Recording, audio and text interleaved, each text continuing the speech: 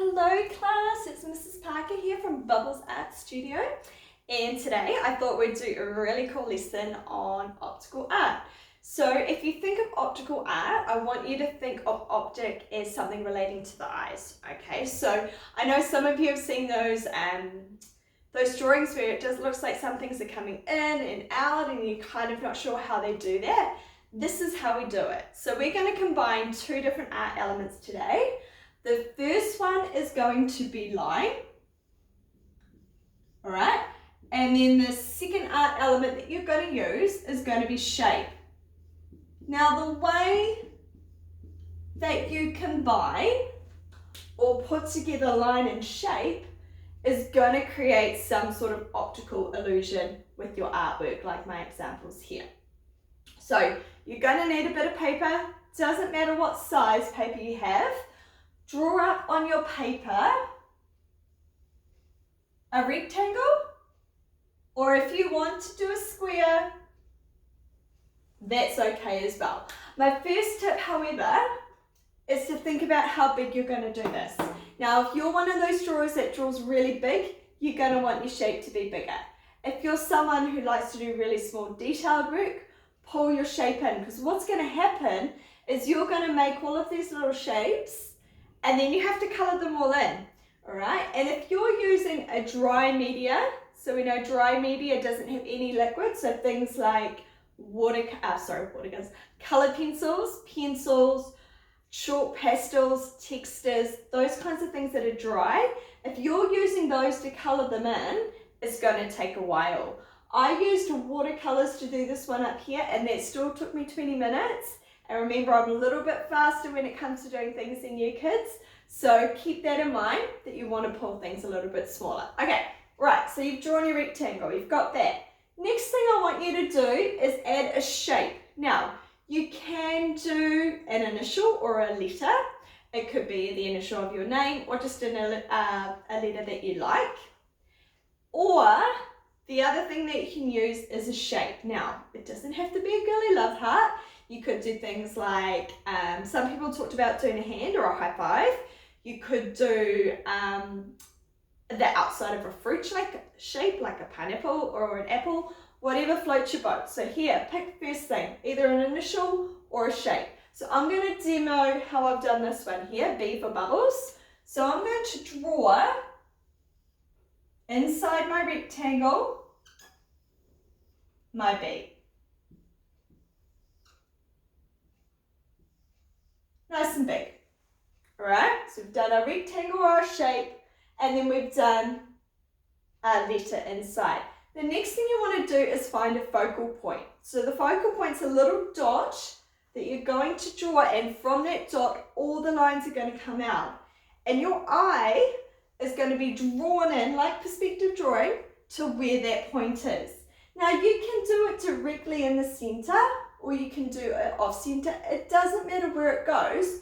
I would play around with putting it in different shapes if you're going to do multiple ones and see what happens. But for this one today, I'm actually going to put the dot right there on the B where it matches.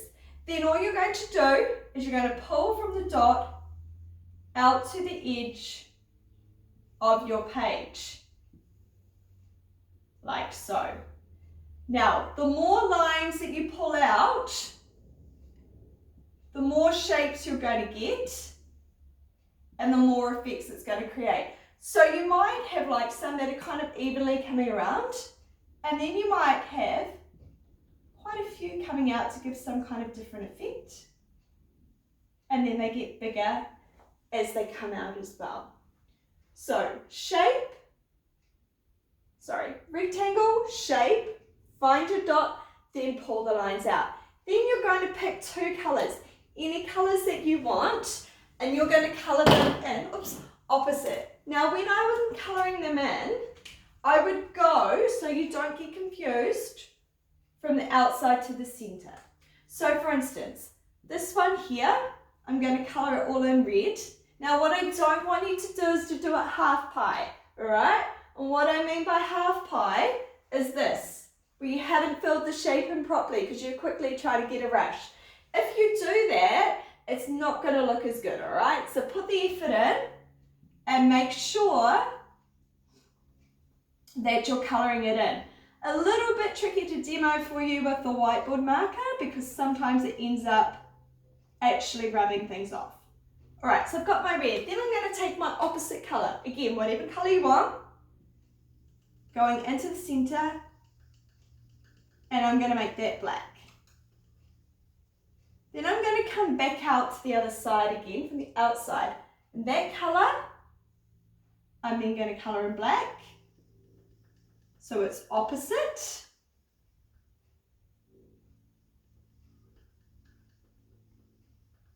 Whiteboard marker's running out. And then if you can guess what colour I'm going to do next, it's going to be the opposite, isn't it? So it's going to be the red. And then I'm going to colour in there. And then you would simply keep going right around until you've coloured it all in, and then you're going to get an artwork looking like this. Okay? If you come around, which was what happened to me, and you find that here it's red and you've got a red there, and they're going to hit each other and they need to be opposite, just fix it by doing a little trick and bringing in another line, so then you can have the black and then the red on the other one. Okay? So that's straight line and that's looking at shape. Now let's have a look what happens when we do something else. So let's say we're going to draw a rectangle. For this thing I'm going to do landscape. Okay, so remember I think of landscape like the mountains. Wide, portrait, base, long. Landscape.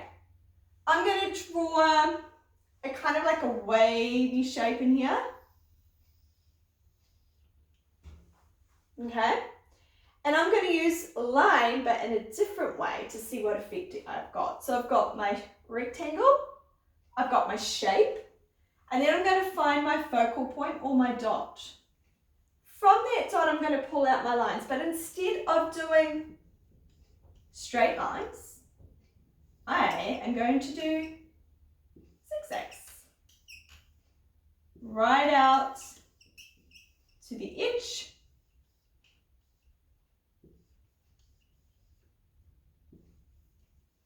Of your page. And that looks like kind of cool shape. Alright, then same thing again. Let's try some different colours. We're going to colour from the outside. I'm going to colour it in green, right to the edges. So you can use colour pencils, textas, watercolours to do this. And then the opposite colour, green and blue seems to be quite a nice colour scheme. Coming in, and then you repeat for all of them. Go right around and come back. So that one would be blue now, okay, and then that one would be green. So there you have it, guys. It's an optical art exercise for you to do at home. So if you do it, I'd love to see what you do. Post it down below or send it to me and we can share and see how everyone's going. If you have any questions, kids, on what to do or you need some help, just message me and I'll be there to help you out. All right? Happy creating!